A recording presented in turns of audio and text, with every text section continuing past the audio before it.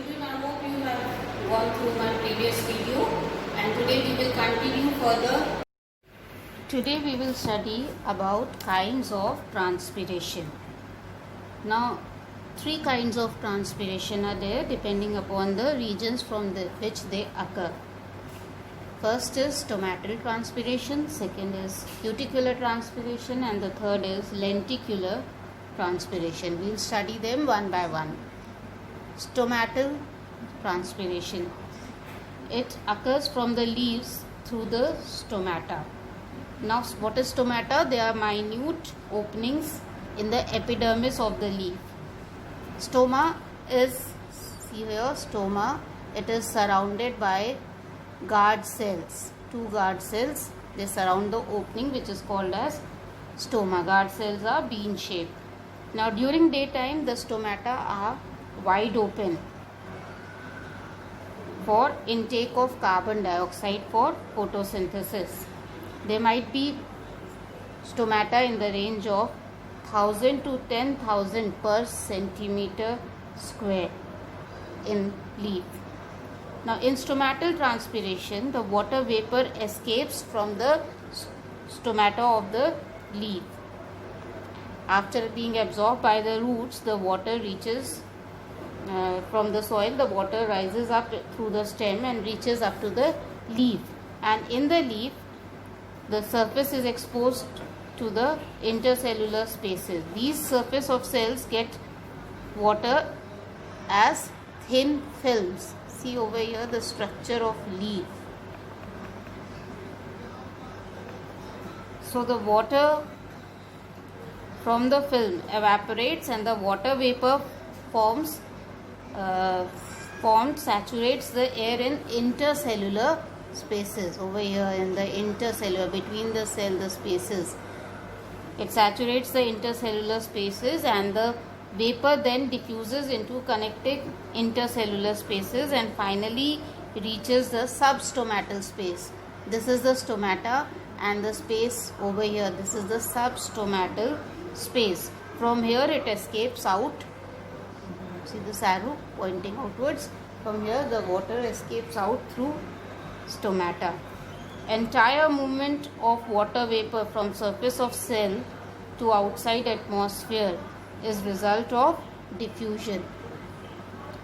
The molecules of water vapor move from region of their high concentration to the region of their lower concentration. Okay.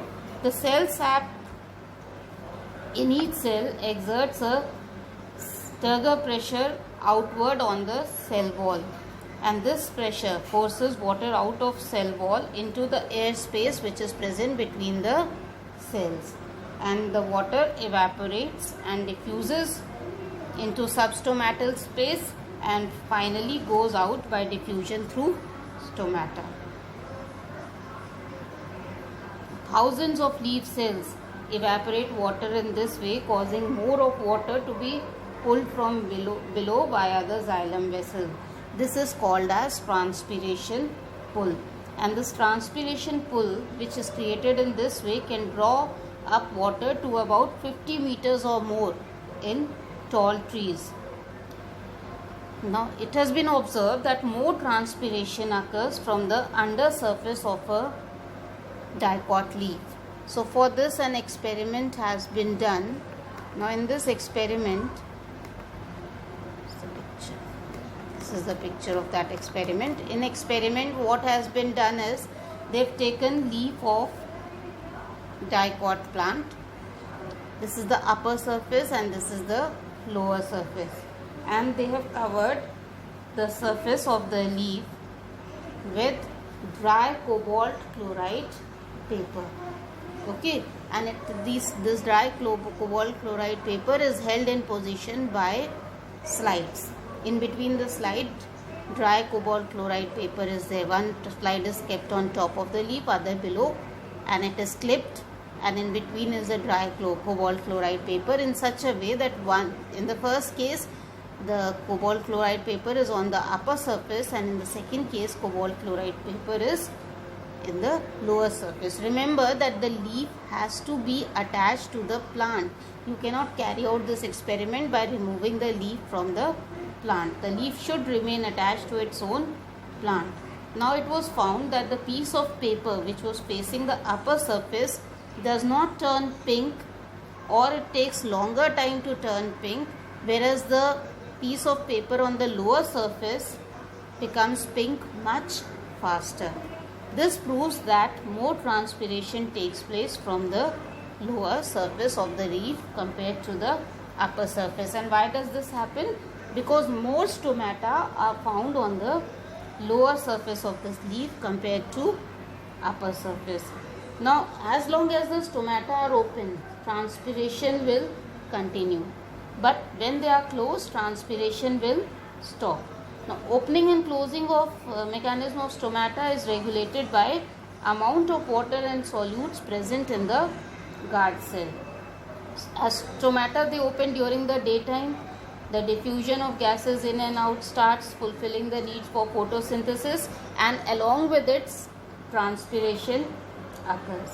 Alright, so transpiration is a price which plants pay for photosynthesis. It is said, sometimes a question is asked in the exam, why is it said that transpiration is a price which plants pay for photosynthesis? So for the process of photosynthesis, plants need carbon dioxide.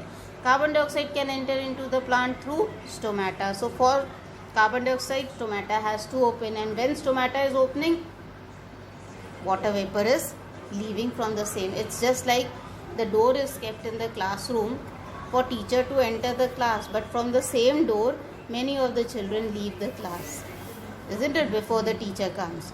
So that is a price which plants pay for photosynthesis. Leaves of some plants wilt during midday and recover in the evening. For example, in case of balsam, it has been observed. Why? Because in such cases, the rate of transpiration during midday becomes so high that the plant is unable to absorb the water from the soil at the same rate.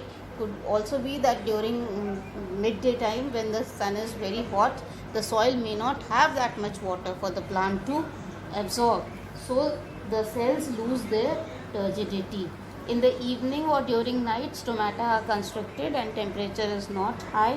Therefore, there is no loss of water through transpiration, and the turgidity of the leaves is reacquired. So stomatal transpiration is controlled by plant by adjusting the size of stoma. Is it clear? Number of stoma. Later on in this chapter we will be studying what are the adaptations, the changes which plants bring in themselves in order to regulate the amount of transpiration.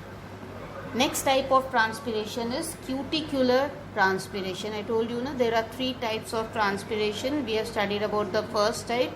The second one is cuticular transpiration. Cuticular, the word itself is telling you this is the transpiration which occurs through cuticle. Cuticle is a waxy layer secreted by epidermis on the 2 surfaces of the leaf. The thickness of the cuticle differs from plant to plant. Cuticle is basically present to prevent evaporation of water from leaf surface. But even then, some evaporation does occur. So thicker will be the cuticle, lesser will be the amount of transpiration. Third type of transpiration is lenticular transpiration. Lenticles, they are special openings on the bark of old stems. In place of stomata, the stomata, when the stem becomes old, they get converted into lenticles. Now they allow diffusion of gases for respiration as well as for photosynthesis. Now difference between stomata and lenticles is that lenticles never close, they remain open all the time. Water from cell surface directly facing the lenticle evaporates and contributes to transpiration. The amount of transpiration from lenticule is more than amount of transpiration from cuticle, and maximum amount of transpiration takes place from stomatal. So stomatal transpiration is the maximum, then lenticular, and then cuticular. Alright, so the remaining we will study in the next video.